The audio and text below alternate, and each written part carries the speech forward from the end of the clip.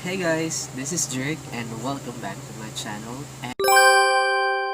And today, I'm very excited kasi after how many days I was able to get my Starbucks planner. Before we're going to do an unboxing video of the Starbucks planner, I'm going to show you first kung ano yung mga drinks na binili ko just to get this planner. And just don't ask me how much I spent to get this planner because hindi ko na kunenta kasi medyo mahal siya. So, let's go ahead and start counting.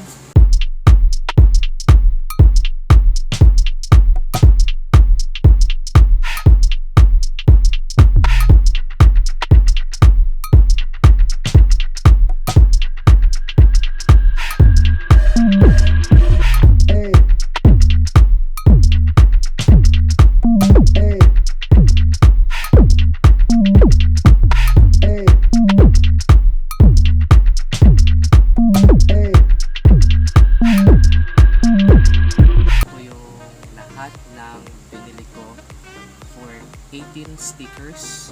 I bought 18 different drinks, and actually kung napansin nyo, more on Devana Ice Shaken Tea ako kasi mas masarap siya at affordable din para hindi masyadong malaki yung expenses just to get the planner.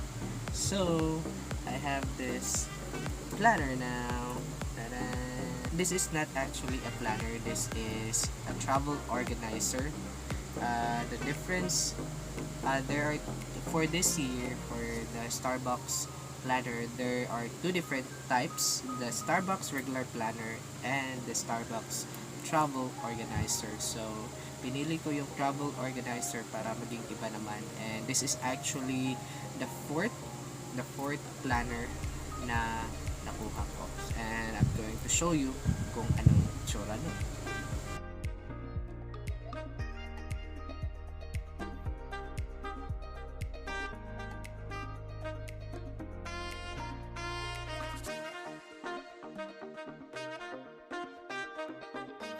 So yun yung mga planners ko for the past years, and let's go ahead and unbox this travel organizer. It's the special edition Pilipinas card, and for those people na nakakuha ng planner or organizer, they're just going to load 500 pesos para makasali sa promo nila na 306 who will win at 365 drinks for the whole 2019. So, for the whole year, meron kang libreng Starbucks coffee. So, whoever wins, congratulations in advance.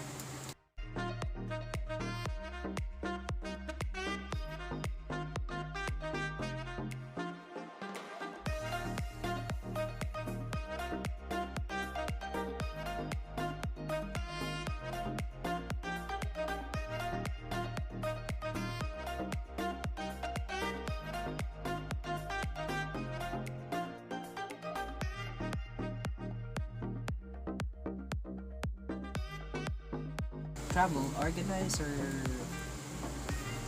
So, ito yung pinili ko kasi handy siya, maliit. Sakto lang naman.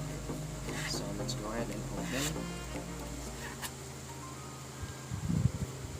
So, ito siya guys. Meron siyang lalagyan ng cellphone dito. At saka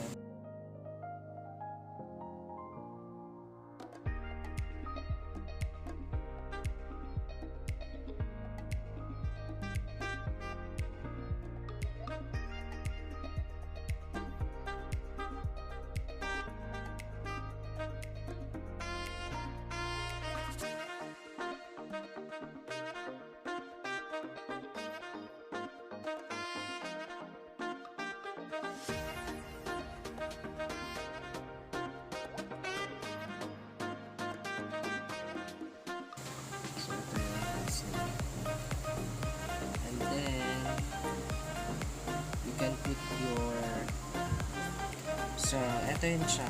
Ito yung labas niya. You can put your headset and you can put your pen here. So, dito yung cellphone mo, dito yung cards mo. And then, this is the main travel organizer or the book. Meron din siya, pwede mo rin siyang lagyan dito. So, let's go ahead and open this.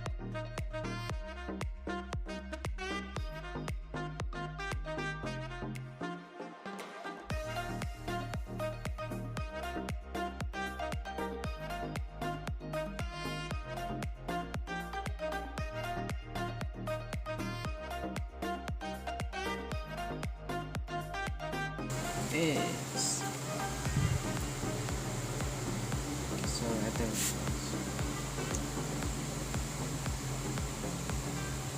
so if you observe plain lang yung pages niya, plain.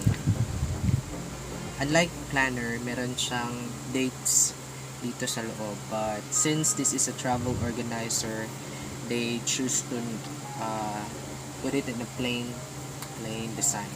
Put here your personal information, and then the freebies. There's a monthly freebies if you're going to use it. Every month you're going to have a special treat from Starbucks. So every month there's different types of freebies that you can get or discounts that you can get from this. In the whole experience na nag-collect ako ng stickers, this annual or yearly thing is already part of my December. December is not complete without collecting stickers in Starbucks. Honestly, if you're in a budget, or if you're in a tight budget, it's not practical. It's not really practical that you're going to buy this one. There's a lot of planners out there which is affordable and beautiful, but for those, I'm not really judging people who love Starbucks, same as me. Having this kind of planner is like a reward every year. We all know that buying Starbucks drinks is really expensive. It's a luxury for other people, but having this one is like a reward for the whole year that we've been working for. If you're up to rewards, or if you want to give yourself a reward, this would be a best thing that you can get. And if you also love Starbucks. So that's it, guys. So thank you for watching. Don't forget to subscribe to my channel for more videos and adventures to come, and hit the like button and share it if you want. And have a great day. Bye bye.